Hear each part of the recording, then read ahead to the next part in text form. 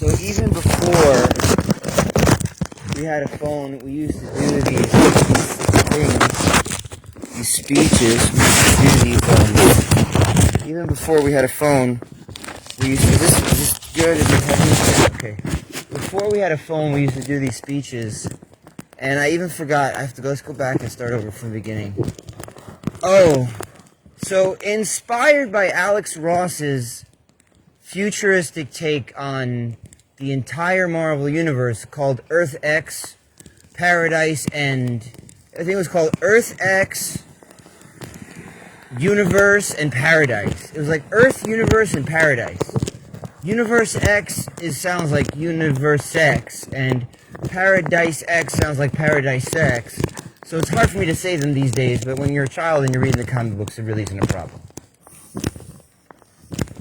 Anyway, inspired by Alex Ross's audacity to just take the Marvel Universe to what he would consider the logical conclusion of the Marvel Universe, according to Alex Ross, inspired by that, I came up with this weird take on the Fantastic Four in the future. And the way that I came to this vision was being in Central Park, down by one of the little bridges that goes over one of the little lagoons, somewhere near strawberry fields. But my imagination was seeing the city of New York from a different perspective. So here's how I saw the Fantastic Four from the perspective of their children in the future. So the two children have half of four Fantastic Four characters. So you have Valerie and you have Franklin, and they are splitting.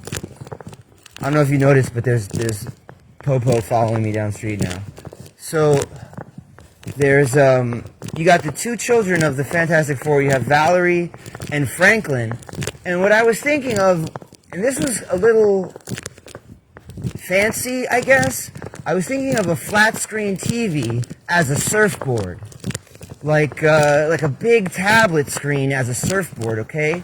But it's a car in the city, and Valeria, she's like laying on this like flat television screen bed car that like kind of zooms around Manhattan.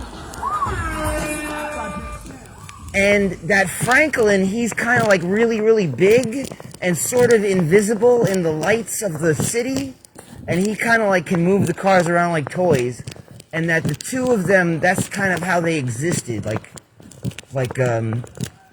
they've grown larger than the scale of reality. And so we get to see reality from the perspective of these two.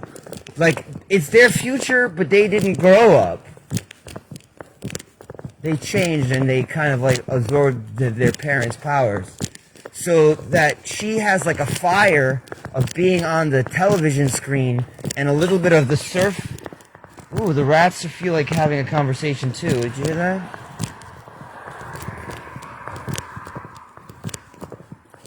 So, and then sort of like the Thing being a rocky exterior, that she's sort of like made out of the city, and so is Franklin. He's sort of like invisible and stretchy, like his old man, sort of like really big and invisible, sort of like, so that would be how they patrolled. I don't know, like all of the problems. That way you could kind of explain why these characters don't interact with the X-Men. In the future of the X-Men I haven't thought about, but, you know right now that the X-Men in the comic books, they have their own country that is an organism, like a giant weed plant country, and that they can't die, they come back to life, and they're the only thing they're supposed to do is have children. That's their only job in life, is to have children. Isn't that wacky? The X-Men used to be about hitting puberty and having to like exist in a world that hates and fears you, and now X-Men is about, I don't even know what, like leaving the world behind and not worrying about death at all. Ooh, it's just weird. I mean, it's cool in a superhero type of way, you know, like, it's cool in a superhero type of way, but I mean, they even had like a Met Gala that represented, man, it is a very weird time for elitism. It is definitely an era of the strangest kind of elitism that has ever been ismed. Ah, yeah, the word elite, it's more like an echelonian. It's less of an ism and more of a echelonian. Oof, so with the Met Gala being, how many times have they had a Met Gala? I never heard about it. And now it's in X-Men, like the freaking movie stars are as if they're not godlike enough, embodying our archetypes the way that John Wayne personified the cowboy, to the extent that his personal character was irrelevant completely, and that the man had the privilege of enjoying any kind of social depravity, and the entire generation, to the point where, you know, I mean, we're just coming out of it with Leonardo DiCaprio's posse from the Rat Pack era. We don't really have like a YouTube, yeah, like the Jake Pauls. Those aren't like a bunch of different guys that teamed up. There's a movie that's kind of trying to do that sort of thing, but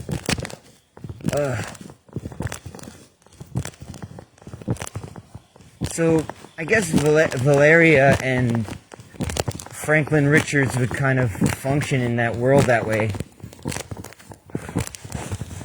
Still can't think of what the X-Men would do.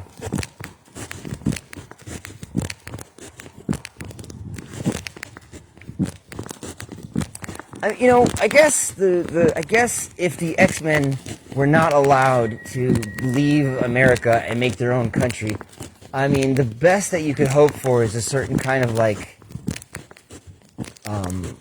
white guilt on the part of the mutants. If the mutants are allowed to like outcompete all the other humans, I don't know if they would be allowed to do that, but if they were allowed to do that, then you know, they would have to live among humans, dealing with their own various children that do or do not inherit superpowers.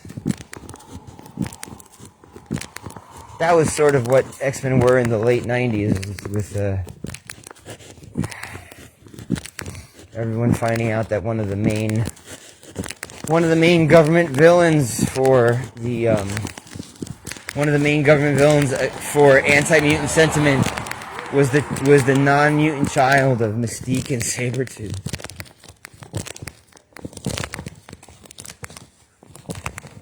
Oh look, it's a rock.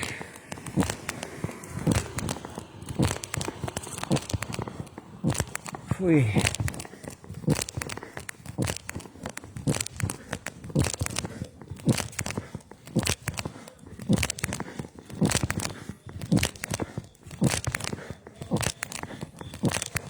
Anyway, that's it. Let's turn the microphone off. Let's end this. Bye.